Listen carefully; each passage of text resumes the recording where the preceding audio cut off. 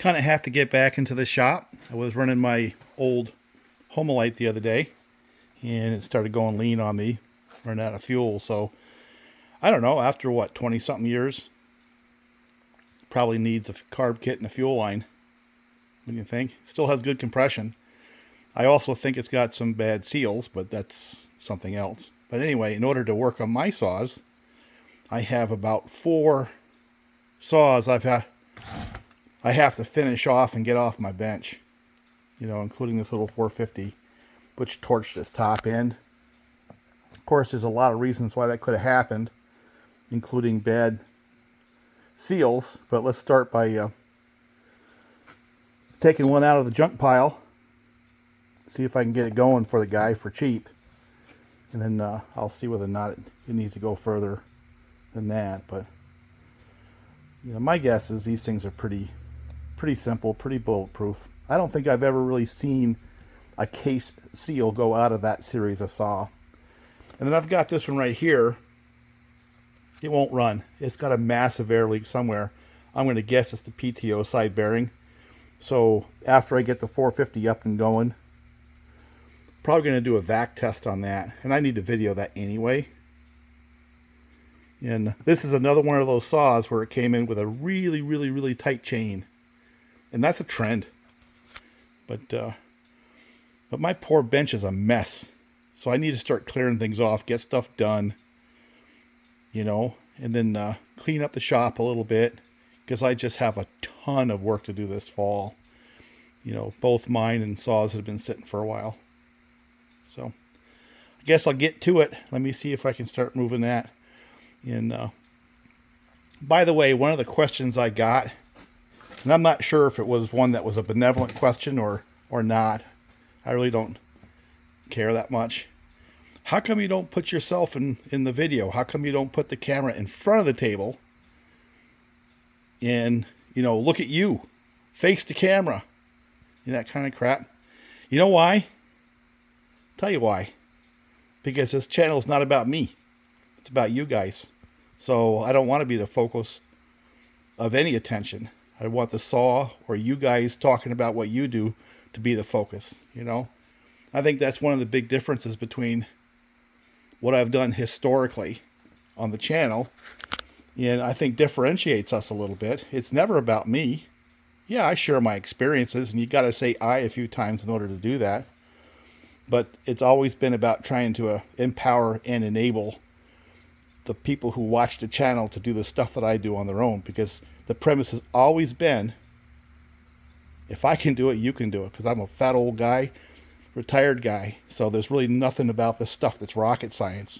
So from the very beginning, it's been pulling back the veil on that. And I do have to say that there's other people where the channel's about selling themselves or selling products, not about empowering and enabling you guys. And hey, they do well. Guys selling stuff, get behind them and all, and you know, whatever, doesn't bother me. Some of it's great entertainment, so it doesn't matter. But that's why. It's because my basic premise is it's about you guys, not about me. So I will continue doing what I do. People either watch or they won't. They'll pick at it or they won't. It doesn't matter. Boy, what's in this box? I just started picking up stuff randomly. Realized I've got probably 2 5.72s and parts laying around here in the junk pile as well. One of the things I want to do is build myself a good firewood saw for the year. The 575 I've left at a job site. That saw has proven itself and is reliable. Therefore, it's going to be used in a job that's upstate. And since it's mostly pine, I hate to say it this way, but it's a sacrificial saw, so it can get all that pine tar on it, keep it off my 5.72s and stuff. But the 575 was a successful build, still is. It may show up from time to time, but I need to move on to other projects, so that's why it's not going to be in the channel as much. Doesn't mean it's not going to be used. It's just not going to be the focus. Very successful saw. If I come up with a 575 2.0 or a 5.76. That may show up around December or January time frame. But I think for the fall, I want to get back and do some of these repairs. I've been doing this stuff on and off now for my God, decades. And just start showing some of the diagnostics and some of the repairs. And like I said, I want to build myself a different firewood saw somewhere out of the junk pile. And I haven't decided if it's going to be 562 based, because I've got, my God, what, 4 or 5 short blocks now and a whole bunch of parts. And possibly a 372 or a 572 based saw. The one thing I have decided, this is a decision that I made, I think, last week or the week before, is whatever saw I use in the future for firewood and general farm work is going to be a large mount and not a small mount. And the reason is kind of, I guess it's really not obvious, but unless you match up the tail of the bar to the sprocket, where that chain doesn't span a lot of distance before it jumps onto the bar, the propensity for a branch or a chip or something like that to pitch the chain is much higher. And on the large mount saws, when I go to like an 8-pin diameter sprocket, the tail of the bar is much closer to the diameter of the sprocket, so there isn't as much distance from the edge of the sprocket tangentially to the bar. And I've always wondered about why my small mount saws pitch chains easier than large mounts, and I finally figured it out. It only took me about 50 years. So, and the other thing I got, hey, I gotta show this off. Hang on, let's shut the camera off. Yeah, check this out. I've got, basically it was a trade for work. Ended up with a brand new short block for a 390. That's for a 390 right there. Now I want you to look at something really carefully here. You see that? That is a design change. It's kind of what Husqvarna does. And don't want to make all the older 385, 390 guys nervous, but they do that stuff for a reason. And I have a whole bunch of saws in the junk pile, like 4 or 5 of them, that have cranks that look like this.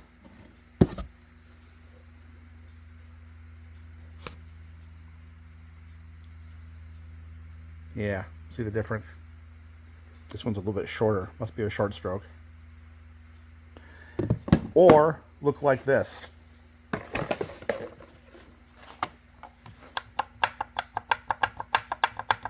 Now that's a long stroke right there. So long that, look at that. That piston was whacking on the squish band of the cylinder. Bet that made a heck of a racket. So anyway, one of the concepts I had for me for a saw for the fall is maybe I turn that into a 385 build with this, which is a brand new OEM 385 cylinder. And a lot of folks are going to say, why in heck would you do that when I have perfectly good 390 top ends and new pistons? Well, I don't know, because I always do stuff a little bit goofy, right? Now, if you go back into Husqvarna lore, the 385 is one of the favorites. And the way it was built and the way the port timing is, the way the cylinders are, they're like a big 372, you know? Port timing was done in the same kind of a spirit that a 372 original edition was. Not an X-Torque, but the original editions. Where the 390 was a little more displacement, but for whatever reason they turned a little bit slower RPM. So the 390 had a little more punch, a little more torque, and the 385 was a screamer. But I don't know. I'm not going to port it. I think I'm just going to use OEM. It might get a muffler mob, but I'm not going to even change the compression. I just want a nice stock 385 build on a very, very solid bottom end. That might be what I do for the fall. Or maybe I'll just take a set of cases and stuff a crank in one of them. I've got plenty of cases. But that's going to turn up to be a project, I think, after I get my bench cleared a little bit. But the other project I have after I clear the bench is my Homelite. It went lean on me. I'll fold some video in on that. I ran it up in the wood pile and it started running out of fuel. And actually, I'll add that video right after this interesting 390 intro. And basically, it needs some help. It's been, what, 20, 25 years since I put a fuel line and carb kit in the darn thing. So it needs a little bit of time. And I believe it needs PTO and flywheel side case seals. So we'll look at that too. You know. That's what's on the plate. But before I get there, I got to get rid of this crap. Well, I'm sorry, these saws. And of course, what I'll do on this here is a vac test. This one here has a massive air leak. At least that's what Common Service Tool says. But it also won't idle. And I think that's what its problem is. And I have to make another comment. This is another one of those 572s that came in. This makes, I think, 2 or 3 where the chain was just snap tight. I mean, really, really, really tight on a short bar. And it was also a skip chain. And I don't understand why that particular arrangement. I mean, I can rationalize why too tight a chain might do things like that. But the last one I had like this that I put on video, it actually didn't kill the bearing. The bearing was fine. It killed the case. I think I've got that case around here somewhere. Let me see if I can find it and shut the camera off. Yeah, this set of cases right here where that bearing just basically got beat to the point where you can see the clearance. So one of the things I want to do PDQ is split that case, and maybe I'll do that after I get this 450 together and after I do a vac test. So as you can tell, stuff is beginning to pile up. The 925, the little 450, coming up with a toy for the fall firewood season and felon season. I have to say, as you'll see in the video I'm going to put after this, that blue G395 keeps coming back into service because, well, it works. So that's kind of where we're wandering as usual. And I hope you guys are being safe and enjoying the woods, because really that's what it's about. And hope you enjoy what we're sharing. So talk to you later. Bye for now. I'm going to fold in some of the video of the last couple of days.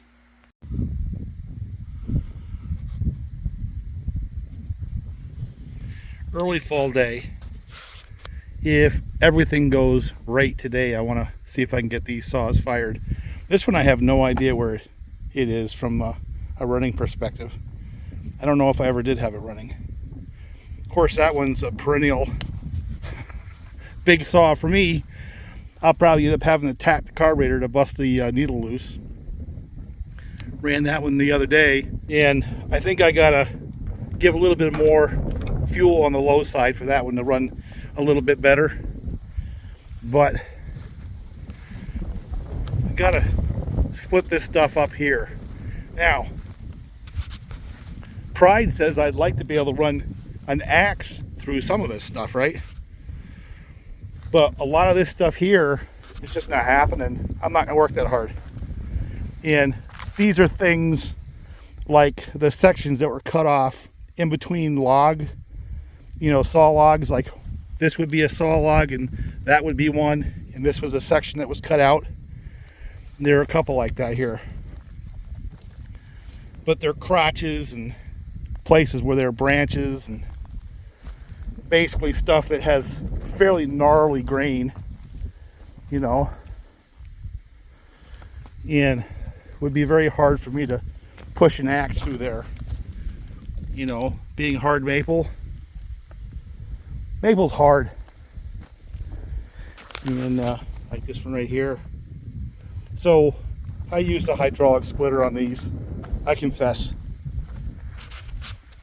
I like to say that I use a big axe and all this stuff, and the younger version of me used to hammer an axe through this stuff with a sledgehammer.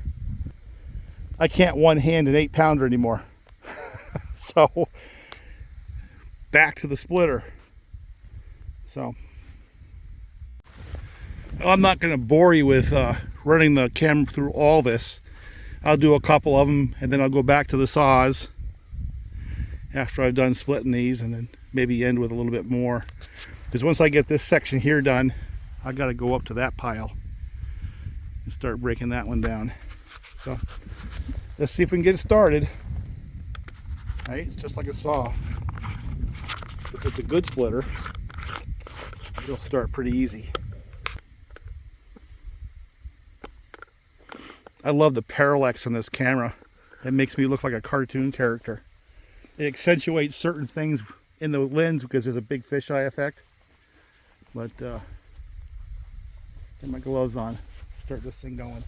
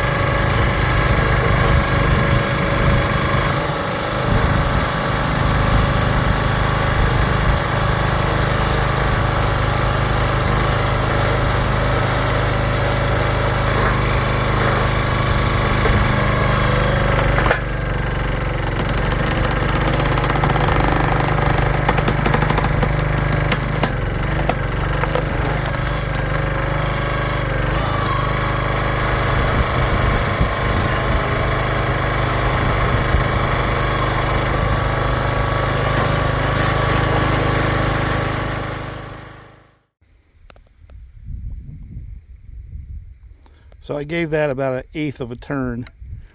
That is basically your idle, and what it does is it pushes open the throttle linkage, so it opens the throttle plate just a little bit or closes it. There's your low, there's your high. So let me see if it runs a little bit better. Like that. Fire it up. And I'm probably going to adjust all of them a little bit. You know, because last time I ran them, it was a different temperature. So let's see if I can get the Jonsered to fire up. Yeah, I needed a break. I'm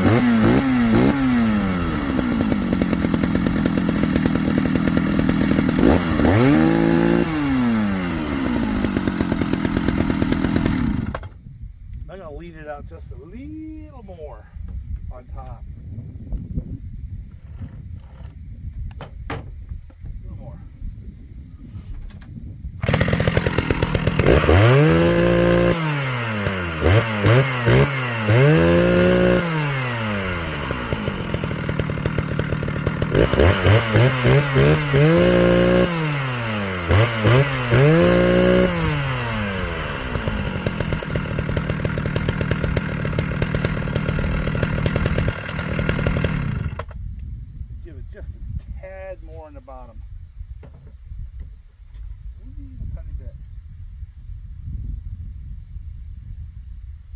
off the idle just a little bit.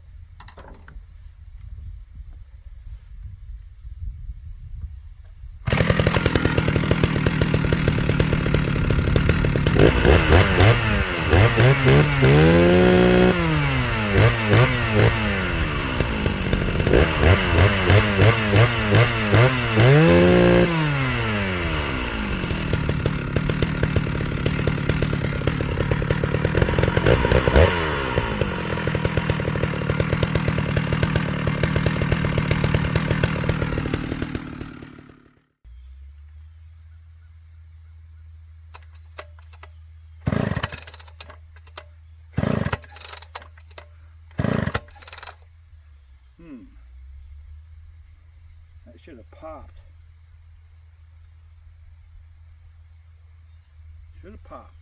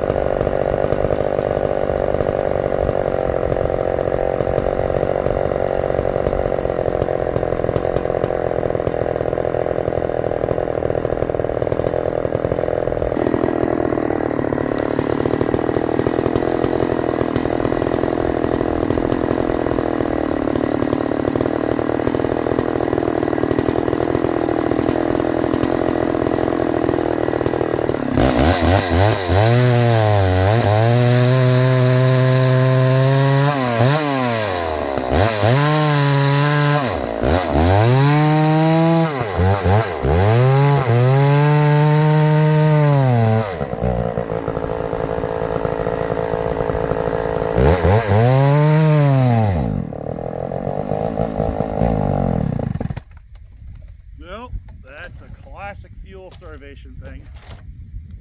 So I guess what I have to do with this old girl is figure out why we're losing fuel. I think it's probably the fuel line.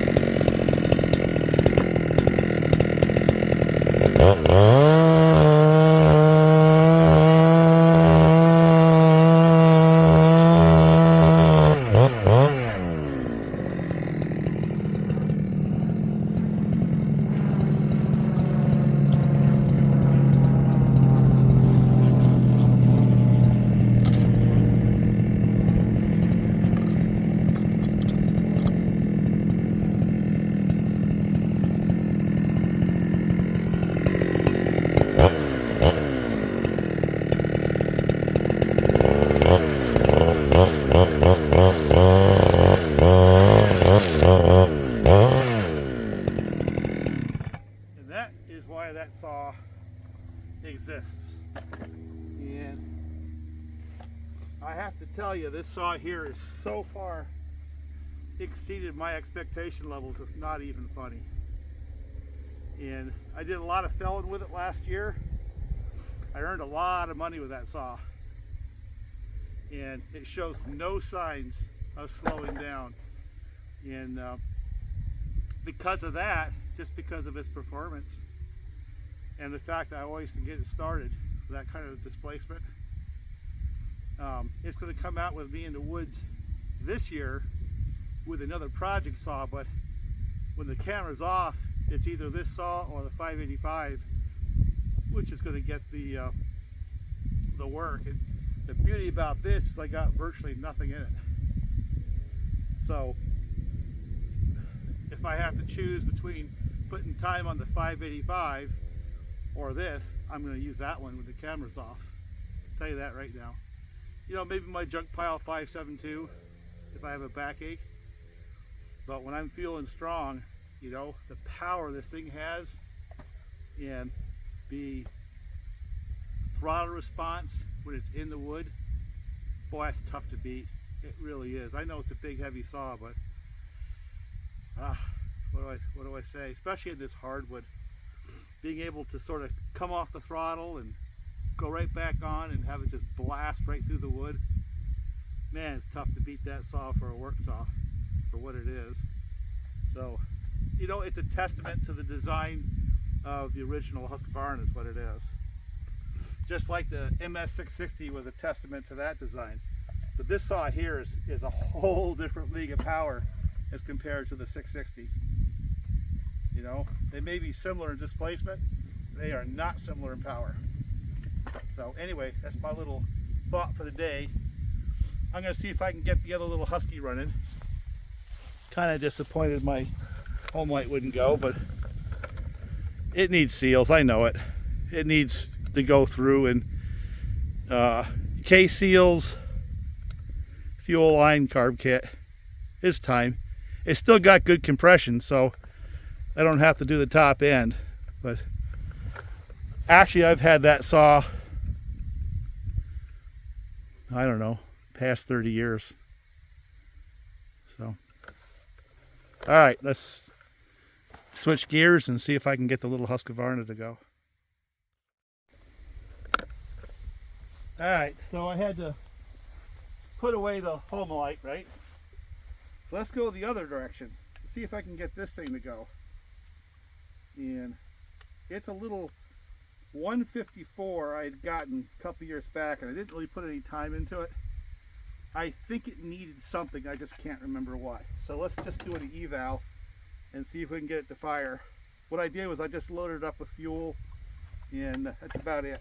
So these are typical of the era. Your choke is this lever right here, high idle and choke. And when you're done, you push it off. And when you click the throttle, it comes off high idle. This one also has a high idle right there, but for whatever reason, this sets it both ways.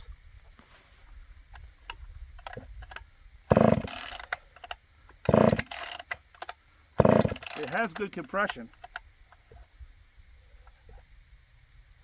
Decent compression. That doesn't mean it's going to run though.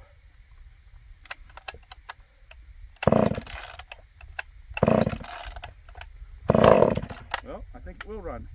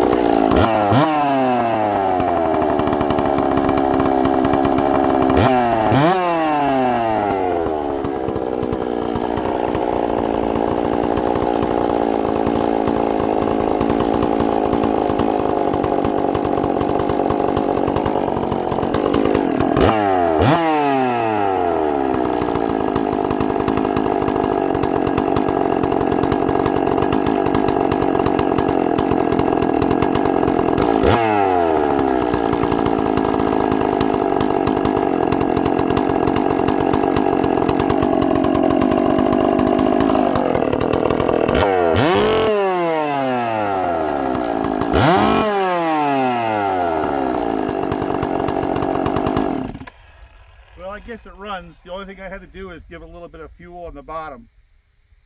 Now usually what happens is once the carburetor gets a little fuel on it and the diaphragms get a little bit softer, right now they're probably pretty hard, I'm going to have to adjust it again because it's been sitting for so long.